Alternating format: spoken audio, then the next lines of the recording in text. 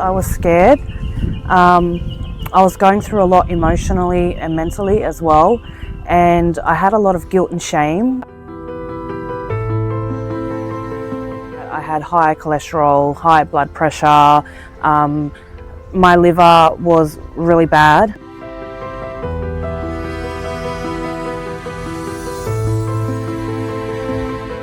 If you want to live like you're 151 kilos, keep eating like you're 151 kilos.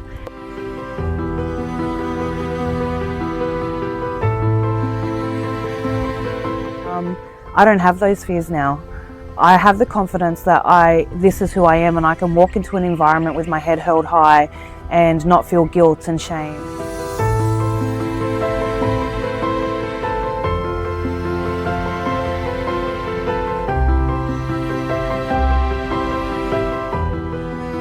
So my name's Kelly, and I am a proud Dunghutti and Gumbingia woman from the far north coast.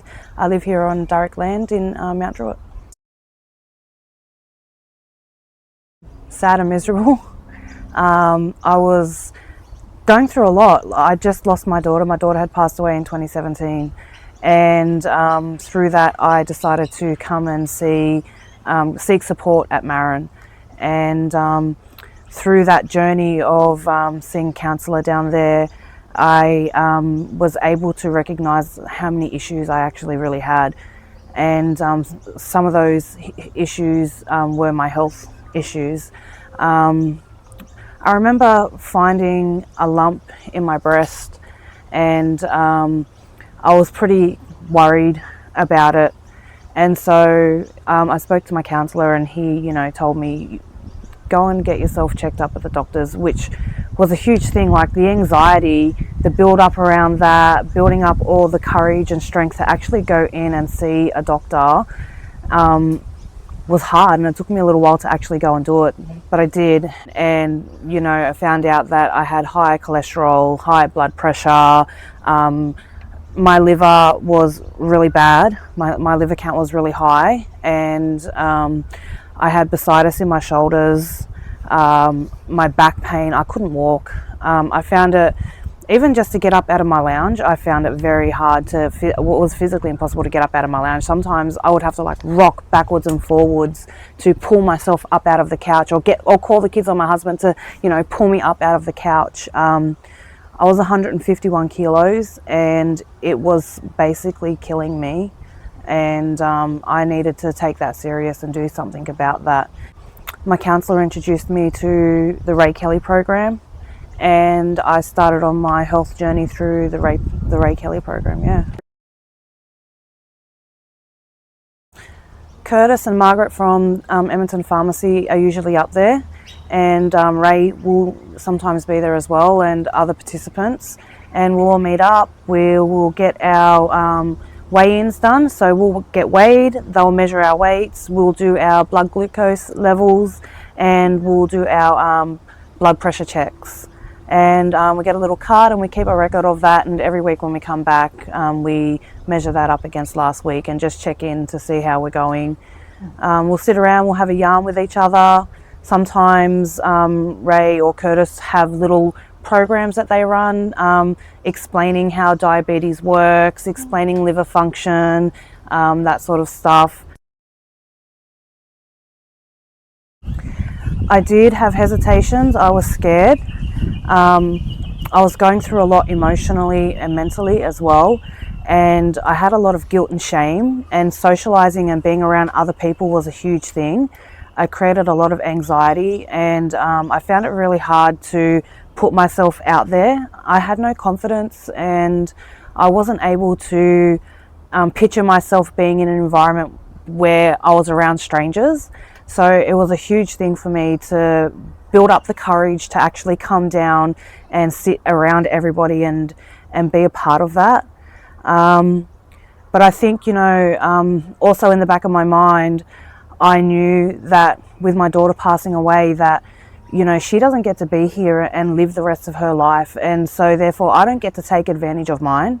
And so I need to take my health seriously.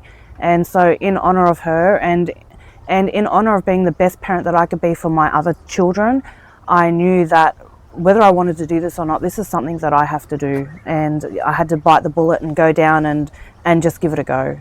Yeah. Well, not just the health benefits that I've got, the connections that I made through doing the program, the confidence that I built, that was able to set me up to go back to TAFE to study. I ended up completing my Cert 4 and then go on to do my Diploma of AOD and find employment as a youth worker, which has been really fulfilling. That was always a goal of mine since a child. Like, I always wanted to be a drug and alcohol counsellor, and so to be able to achieve those goals, it's been a huge thing, and not just for me, for my family as well. For them to see me striving and achieving goals has seen a different way of life for them as well, and it's put them in a different mindset too, that they also can do those same things.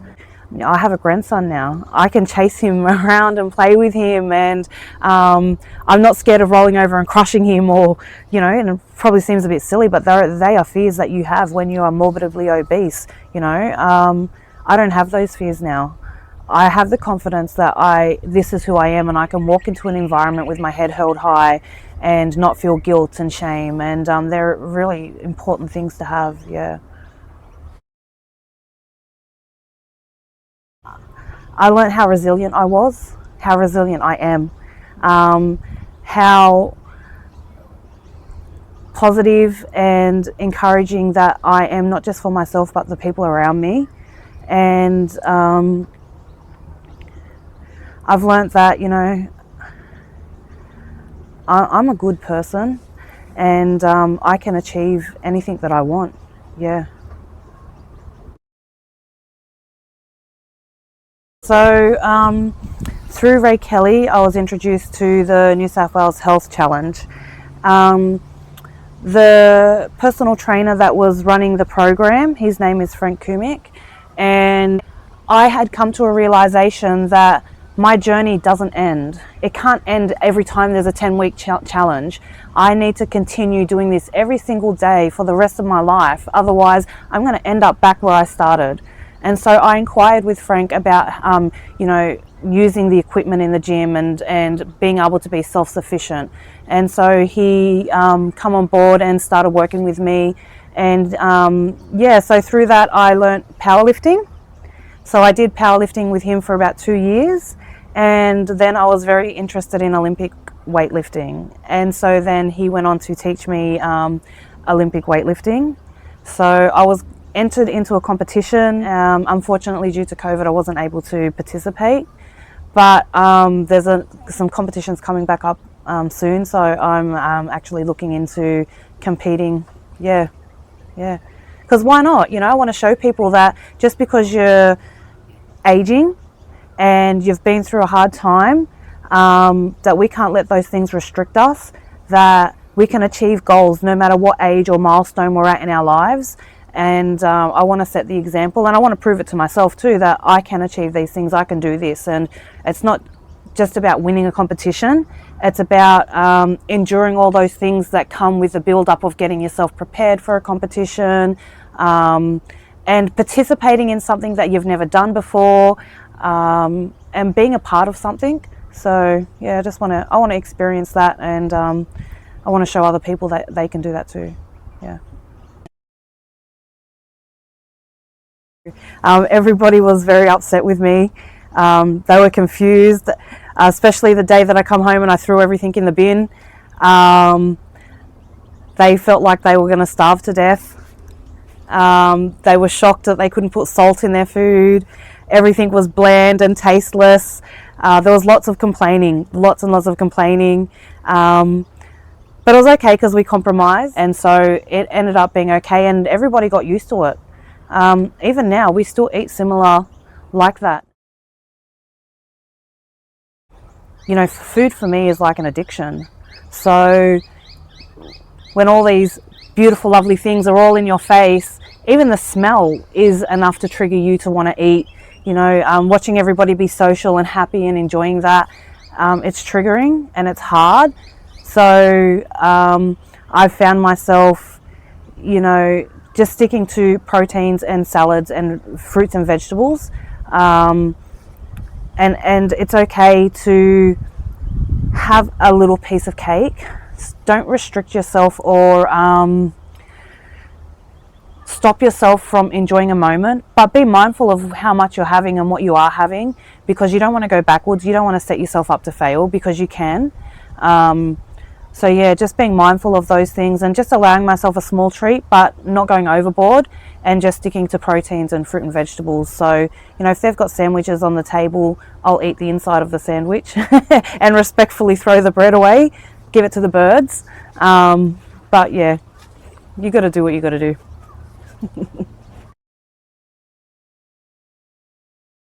The reward of losing such a huge amount of weight made me want to keep going. But I found that the smaller I got and the more weight that I lost, the less weight I was losing. And that became a challenge.